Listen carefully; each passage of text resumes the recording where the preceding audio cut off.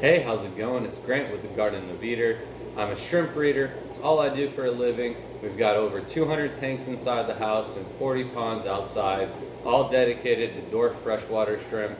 We've got all different types of Neocaridina, Caridina, and Sulu SA, over 100 different varieties, as well as 2 brackish Opa Ula tanks. All of them, though, are dedicated to dwarf freshwater shrimp breeding and nothing else. And these are my 5 top tips for breeding shrimp. Alright, so starting out with tip number 5, you gotta have the right setup. Whether it's Neocaridina, Caridina, or Sulu SA, they're all gonna have different water parameters, different substrates, as well as tank size and filters and stuff like that. It's all gonna make your life easier or harder depending on the kind of shrimp. So you gotta do your research beforehand. We've got setup videos for Neocaridina and Caridina, as well as Sulu SA and Opa Ula in the works, so they're on the way. Stay tuned, subscribe, hit that notification bell to see that future content. But other than that, you're gonna wanna let that tank run for a good 30 days. This is gonna let that biofilm develop a nice thin layer. It's like a nice clear white looking layer that develops all over everything, especially new wood. And then that is going to be your main source of food for your shrimp. As long as you have a nice layer of biofilm in the tank, they are always going to have a source of food to eat and they'll never go hungry. So that brings us to tip number 4. Where you get your shrimp from matters. Now, your tank, it's been running for 30 days, it's nice and mature, nice layer of biofilm, and you're at the local pet store, you see those bright, big, beautiful Neocaridina shrimp, and you think those are gonna be perfect to go home and start your breeding off right away. Well, the truth is that just isn't always the case. A lot of those shrimp, they've gone through so many different hands before they reach that pet store. They're awfully stressed out, and then not only that, but adults are really hard to acclimate and adapt to other water parameters.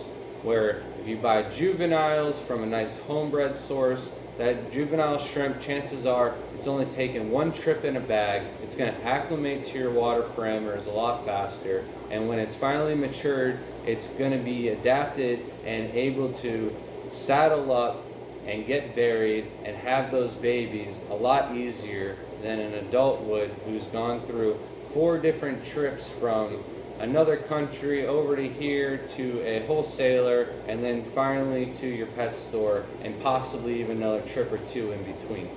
And this is just a big breeding ground for parasites and bacterial infections that are just so common with imports. So for that reason, we highly recommend getting homebred source shrimp locally or from another breeder in your states that is able to ship, because 1 shipping in 1 bag is really not that stressful for the shrimp, and there's just such a low dead on arrival rate as there is with freshwater shrimp. Now, tip number 3, how much and what to feed your shrimp. Now, you just got them in the tank, they're all acclimated and ready to go, and with every single pet that anybody gets, the first thing everybody wants to do is feed it. And I'm gonna have to stop you there again. Don't feed it for at least the first week.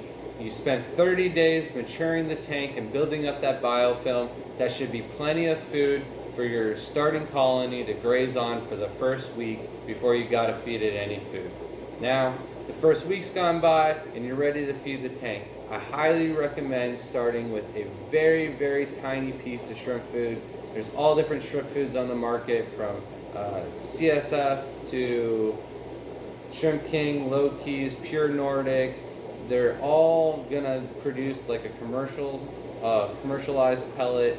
You can break that pellet into 2 or 3 pieces depending on how soft they are. Some of them, the smaller ones, are gonna be really hard, but break it into whatever small piece you can and feed that for the first time and watch it for the first hour. Make sure that entire piece of food is gone in that first hour. If it is, wait 2 days before you feed again, feed a little bit bigger, and repeat that until you've got your process down.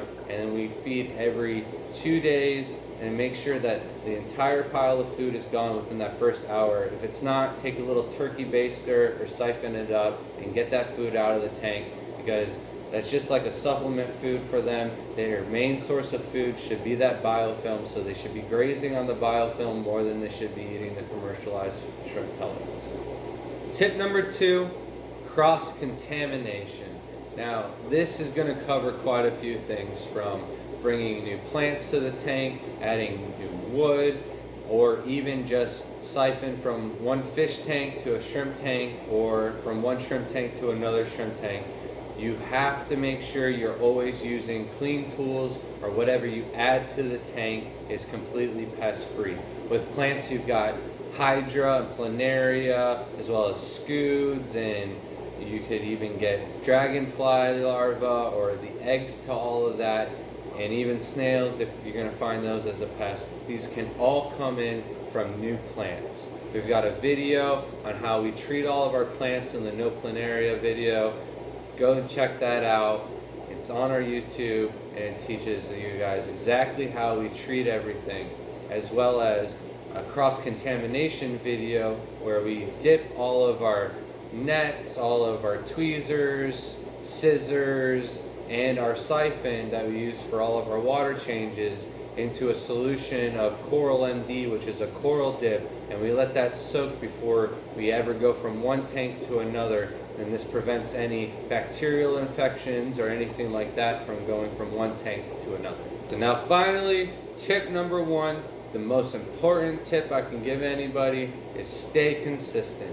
I get this question all the time. I finally got my first buried shrimp. What do I do now? Well, if you're doing proper water changes and proper feeding, you set the tank up right, you watched our other videos on how to breed Neocaridina shrimp, or our future video on how to breed Caridina shrimp, and you've got everything down, well, just stay on top of it, stay consistent, keep doing what you're doing, and everything will work out.